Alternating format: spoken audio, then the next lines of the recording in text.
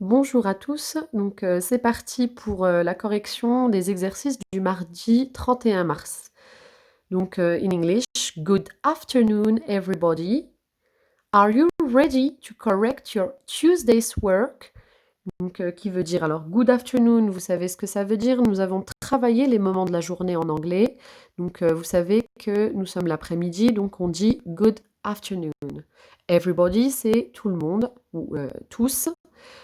Are you ready? Est-ce que vous êtes prêts pour corriger votre travail du mardi? Donc, première question, what's the date today? Eh bien, the date is, today it's Tuesday, the 31st of March 2020. Donc ici, attention, c'est le 31, donc en anglais, vous savez qu'on ne dit pas 31th, mais on dit 31st, le premier. Comme le deuxième, c'est the second, et troisième, the third. Ici, 31st. What's the weather like this morning? Donc, je parlais, la question demandait quel était le temps ce matin. Je vous ai mis en français, le temps était ensoleillé, et tout au long de la journée, c'est resté ensoleillé aussi. In English, this morning it was sunny and all the day long it's sunny too. Donc, qui est la traduction de la phrase en français. Et je vous ai ajouté listen to the song, it's a sunny day. Click on the following URL link.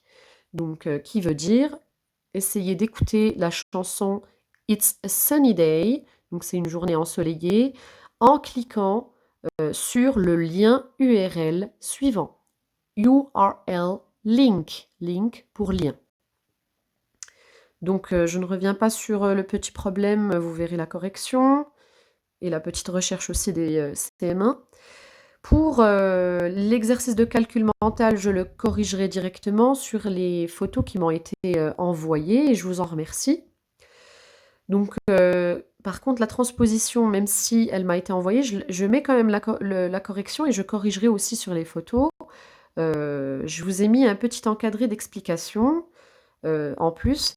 Donc, vous savez que les verbes sont classés en français en 3 groupes. Donc, les verbes du premier groupe en ER, je vous ai mis des couleurs ici différentes.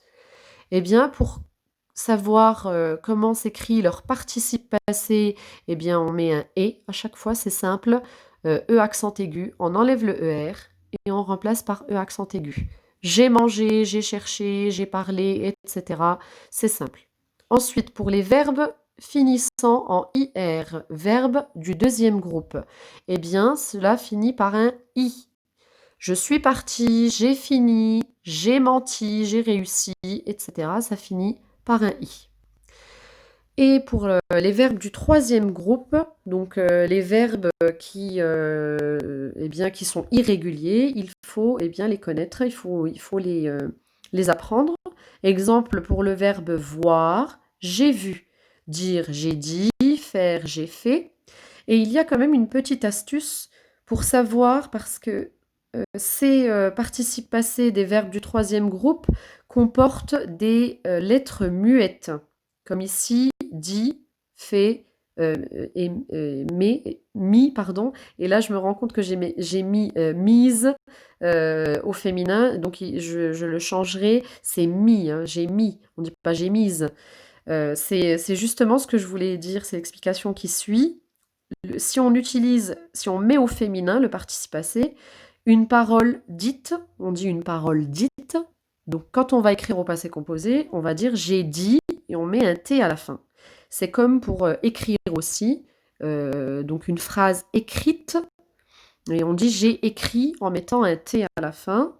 C'est pareil pour fait, F-A-I-T, et parce qu'on dit une chose faite. Mi, eh bien, c'est M-I-S, mi. Donc, je le remettrai dans la correction. Et on dit une table mise. Donc là, on peut savoir que ça s'écrit avec un S à la fin. Donc attention juste pour la transposition avec «je» à bien changer les déterminants possessifs. Tout ce qui était, comment dire? Son sac, ça devient mon sac, mes devoirs à la place de ses devoirs, mes parents à la place de ses parents, et cetera. Alors, vous verrez, la correction est assez détaillée. Si on reprend maintenant le travail de recherche, il s'agissait de révision des divisions vues en CM1. Eh bien, ici, il ne fallait pas poser les divisions, mais il fallait voir comment chercher déjà chacun entre Mathilde et Mathieu et répondre à leurs questions. Donc Mathieu, ici, dans la première situation, pour 269 divisé par 38, il cherche en multipliant 38, donc le nombre qui divise, en le multipliant par plusieurs autres multiples. Il multiplie d'abord par 2, il est à 76, c'est loin de 269. Lui, il veut trouver combien de fois il y a 38 dans 269, donc il va multiplier par 3, 4, etc. S'il continue, donc il va aussi peut-être multiplier par 5, par 6, c'est ce qu'il fait. Il va calculer 38 fois 5, fois 6, fois 7. Et là, quand il arrive à fois 7, il se rend compte qu'il est à 266. Il ne peut pas aller plus loin, puisque s'il multiplie par 8, eh bien, il va largement dépasser 269, ce qu'il ne peut pas faire. Donc il marque quotient 7 reste 3. Effectivement, puisqu'il arrive à 266, il reste 3 pour arriver à 269. Si on prend maintenant la méthode de Mathilde, elle raisonne autrement. Que fait-elle? Le nombre 269 est divisé par 38. Donc elle se dit que 38, c'est presque 40. Donc qu'est-ce qu'elle fait? Elle prend donc elle se dit: «Je vais peut-être réfléchir en me disant 269 divisé par 40». Donc elle essaye 6 comme quotient. Donc elle fait 38 fois 6, alors de ses connaissances, donc elle a essayé 6 en se rapprochant de 40. Elle s'est dit 269 divisé par 40. Si je prends 40 et que je multiplie, alors déjà 40 fois 2, j'ai 80. Et si je multiplie donc par 4, j'ai 160. Si je multiplie par 6, j'arrive à... Si je multiplie mon 38 par 6, j'arrive à 228. Et elle prend le nombre qu'on avait au départ, 269 moins 228, il reste 41. Donc il fallait compléter ici qu'il restait 41. S'il reste 41, bien sûr, c'est plus que 38. Donc on a encore une fois 38. Donc on l'a 6 fois, le 38, et on a encore une fois. Donc c'est 38 fois 7 qui est égal à 266, et elle trouve le quotient 7 et le reste 3. Donc elle est allée plus vite en en arrondissant 38 à 40, et quand elle divise 269 par 40, donc elle pouvait le diviser par 4 et le résultat, le multiplier ensuite par 10. Donc si on prend la situation suivante, où Mathilde et Mathieu calculent 4368 divisé par 639, donc là aussi, Mathieu fait plusieurs essais, donc 639 fois 5, etc., etc. Et il tombe sur le résultat avec un quotient de 6 et un reste de 534. Il ne peut pas faire mieux. Donc s'il multiplie 639 par 6, donc il tombe sur 3834, et il reprend le nombre 4368 moins 3834, il trouve 534.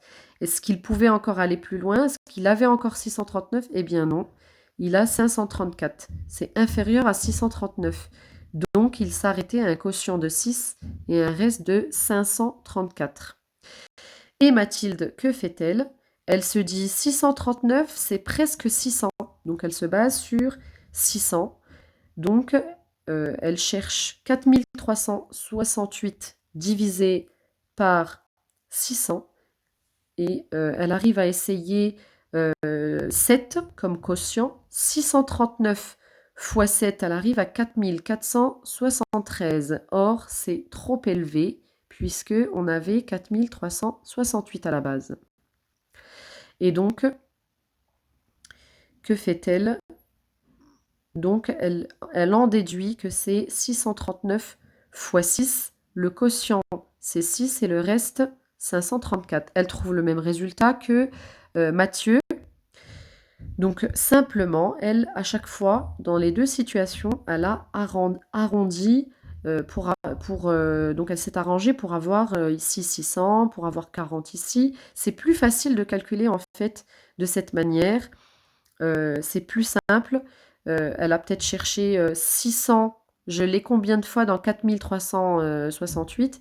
Eh bien, elle a avancé mentalement 600 plus, donc 600 fois 2, 600 fois 3. Donc, elle multiplie à chaque fois 600 par un nombre mentalement au lieu de l'écrire comme Mathieu. Et elle essaye de trouver un ordre de grandeur. Donc, elle essaye de tomber au plus près du nombre qui était divisé. Donc voilà la différence entre les deux méthodes. Alors que Mathieu, lui, prend du temps, il multiplie d'abord par 2, puis 3, puis 4, puis 5.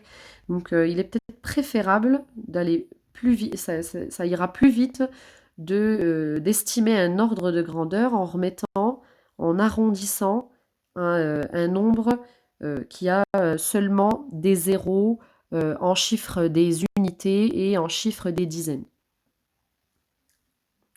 Donc pour l'anglais, je vous ai remis la correction également. Et en orthographe, la correction est assez détaillée et accompagnée d'une vidéo pour la correction de la dictée d'entraînement. Je vous remercie.